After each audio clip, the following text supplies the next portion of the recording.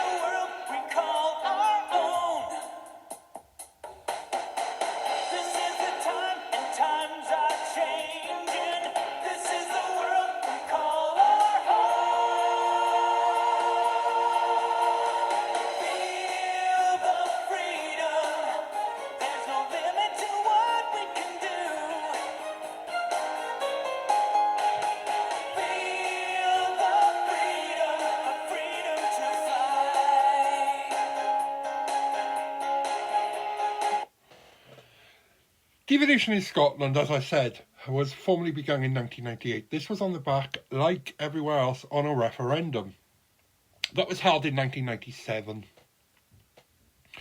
The referendum was a yes-no vote for the Scottish Parliament to be in Edinburgh, and they were going to have control of things such as justice. Well, they do have control of justice, health, education, enabling Scotland to address issues more effectively at the local level. This framework gives Scots greater control over their affairs while maintaining their place within the United Kingdom.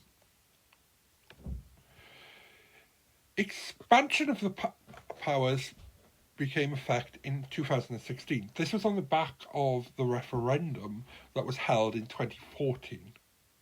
Whilst this is a landmark of more transfer of powers, these were over income tax, bans of social security, and borrowing. These new powers represented a shift towards their increased autonomy, reflecting that Scotland's desire to shape its economic and social policies independently. However, this greater autonomy also brought increased accountability for policy outcomes. So, Scotland before 1707, even 1707, was run independently from England, and they became part as one, and they joined, and then in 1998 they got their own parliament back. Basically, go and read about the Acts of Union. Very interesting. So the Scotland Act gave them the powers for certain things. The Act was amended in 2004, and in 2014 the Act has been amended by the Scottish Parliament's Constituencies Act 2004, the Constitutional Reform Act 2005, the Scotland Act 2012, the Wales Act 2014, I didn't know that anyway, the Scotland Act 2016, the European Union Withdrawal Bill, or Act 2018. They have got more or power. They control their justice system, their police. They're a little bit like Northern Ireland. This is why I've left these two, because like Wales, when we talked about Wales, it was a bit different because like we share justice systems and stuff with England, where Scotland doesn't. They have their own court system. They have their own judiciary. They have their own laws in some instances too.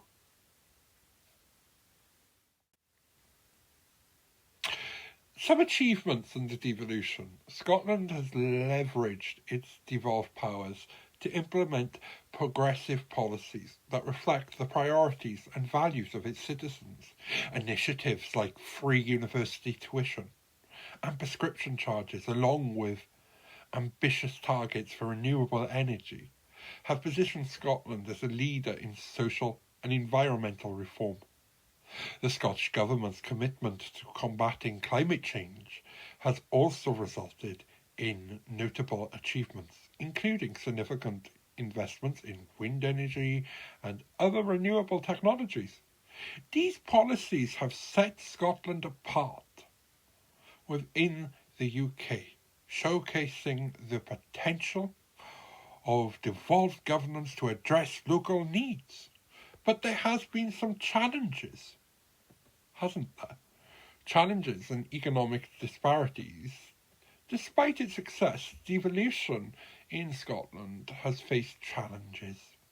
Economic disparities remain a pressing issue, with significant inequalities between urban centres like Edinburgh and Glasgow and rural or economically deprived areas. The added strain of Brexit has further complicated the landscape, practically regarding trade and Scotland's relationship with the European Union. The Scotland's government's preference for remaining in the European Union contrasted sharply with the UK-wide vote to leave, highlighting divisions that continue to influence the political debate and discourse within Scotland. We are coming to independence and the talk about it. So, in 2014, Scotland had a referendum in which 55% of Scottish people voted to remain in the United Kingdom. This was a pivotal moment for Scotland. It demonstrated that the nation's deep political engagement and raised questions about the balance of power within the United Kingdom. In recent years, calls for a second referendum driven by Brexit and challenging political dynamics have just, to tell you the truth, right, we haven't heard much about this for a couple of months now. I'm expecting it with a new government. I really am. But I don't know. The vote was yes or no. 55.30% of the electorate who voted no. 44.70% of the electorate who voted yes. So the vote won with a 10%. 0.9.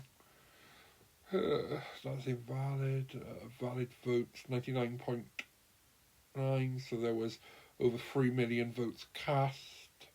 Registered voters 4 million. So 1 million didn't even turn out. Invalid votes 3,429. That's 0.9%. So the vote got 55% of the vote. There was a 10% margin. Well, 11% margin. Sorry, maths has never been my thing. I have to work it out. But yes, the Scottish Independence Referendum Act 2013 set out arrangements for the referendum, which was passed by the Scottish Parliament in November 2013, following an agreement between the devolved Scottish Government and the Government of the United Kingdom. The independence proposal required a simple majority to pass. All European Union, EU, or Commonwealth citizens residing in Scotland, aged 16 or above, could vote. Some exceptions which produced a total electorate of almost 430,000 people. This is the first time that the electoral franchise was extended to include 16 to 17-year-olds in Scotland. The arguments were, for Yes Scotland, the main campaign group for independence, and the Better Together was the one remaining for the Union. Okay, so that's that. Politically, so there were many other organisations that were campaigning. There were campaign groups, political parties were involved, businesses, newspapers. It was quite, I live in Wales and we heard all about it. It was the precursor to Brexit, right? Now, there are many arguments about Scottish independence. There were the question itself was asked as, okay, so the Edinburgh Agreement stated that the wording of the question would be decided by the Scottish Parliament and reviewed for if it was right to use that by the Electoral Commission. The Scottish Government stated that its preferred question was, do you agree that Scotland should be an independent country? The Electoral Commission tested the proposed question, along with 3 other possible versions. The research found that do you agree preference made it a leading question, which would be more likely to gain a positive response. The question was amended to, should Scotland be an independent country, which the Electoral Commission found was most neutral and easier to be used. Well, yes, it is, isn't it? If I say, do you agree? Do you agree that a certain person is an idiot? You can't help but say yes or no. You either agree or you don't agree. Now, there's no common thing about it. Do you agree that my laptop is green? Do you know what I mean? And it's black. So, yeah. It is quite leading, and it's the way it's phrased. But, like I said, it didn't go through. However, there are greater calls for independence. Personally, I can't see it happening. I really can't. Not yet. And this is why the Scottish Government haven't mentioned it. Yeah, we've just had an election in this country, and the SNP lost some seats. As we conclude the mini-series, let's reflect on the diverse experience of devolution across the United Kingdom. In episode 19, we began with an overview of devolution, exploring its origins, principles, and significance in the United Kingdom. In episode 20, our journey continued in Wales, where devolution has empowered the Senedd to enact distinctive policies tailored to the Welsh needs. In episode 22, we were in Northern Ireland. We delved into the complexities of power sharing and the enduring challenges of political stability. And today, Scotland's story underscores the dynamic interplay between autonomy and unity, reflecting that both achievements and ongoing debates. Devolution has profoundly reshaped the United Kingdom's governance, highlighting the diversity of nations and the unique challenges they face as their political landscapes continue to evolve. Understanding these distinct journeys is essential for our United Kingdom's future and for us to grow.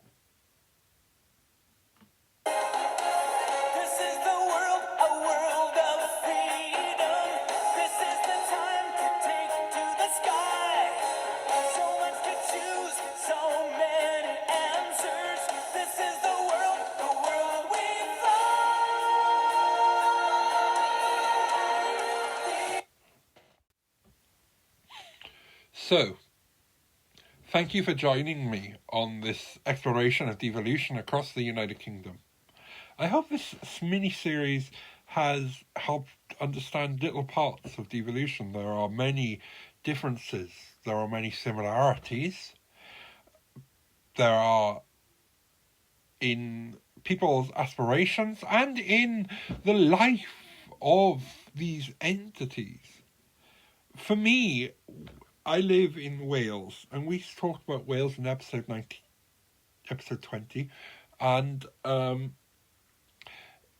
we saw that there are many differences on what each devolved state has. We've previously talked about the British Overseas Territories and how they have different relationships. We, in time, will talk about another set of British territories. Actually, we did touch on them, the Crown dependencies. Now, wouldn't it just be easier if we all had one UK government for defence, security, trade, prosperity, and then devolved parliaments, like a United Kingdom that is actually united? Where we all have the same, legal powers. We are all equal. But, we'll get there in the end, I hope. From what I've learned over the two little mini-series within Series 7 that we've done on devolution and on the British Overseas Territories, is that we're all British. We all share that thing, although we may be from Wales or we may be from Scotland or Bermuda or the Falkland Islands, Gibraltar, Leicester, Swansea. Do you know what I mean? Naming places now. London, Aberdeen, Belfast, Derry. Do you know what I mean? We're all from there, but we're all British. We may be Irish, you know, as well. Northern Irish, Northern Irish British, Northern Irish Irish, you know, Irish. But we dig down because we're all British, but we're also all humans. So yeah. So if you've enjoyed this little journey, don't forget to subscribe and share your thoughts on this episode. Let's keep the conversation going as we look ahead to Christmas. Our special that's like going to drop on Christmas Day, and our year-end roundup next week. So stay curious and keep exploring.